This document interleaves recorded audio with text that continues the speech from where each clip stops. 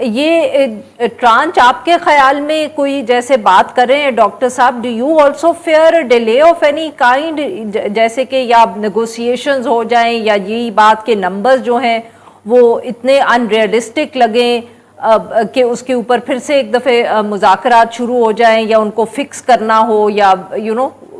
How ever it goes, just the fear کہ یہ اس میں تاخیر ہو سکتی ہے، اور اگر تاخیر ہوئی تو اس کا مارکیٹ پہ کیا امپیکٹ ہوگا؟ دیکھیں جی، بسم اللہ الرحمن الرحیم، ڈاکٹر صاحب نے جو باتیں کی ہیں میں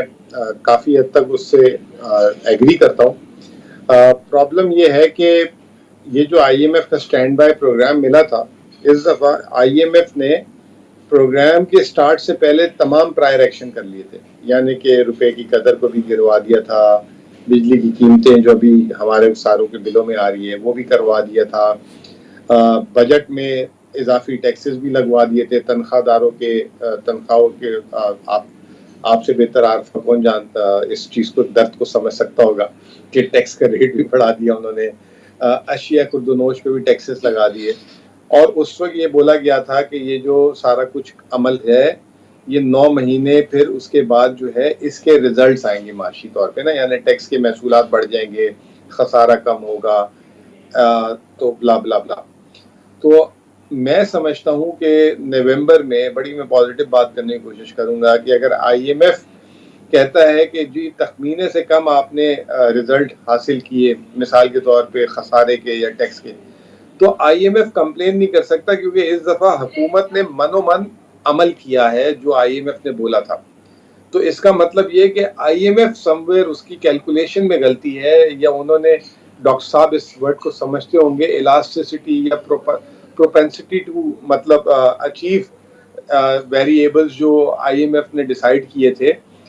because of the new taxation جو انہوں نے ریفارم کرائے تھے، اس کی وجہ سے حاصل نہیں ہوئی۔ تو اگر آئی ایم ایف نومبر میں کس روکتا ہے تو وہ میرا اپنا خیال ہے کہ اگر ہم ٹارگٹ فار ایگزامپل نہیں بھی پورے کرتے تو آئی ایم ایف کا حق نہیں بنتا روکنے کا،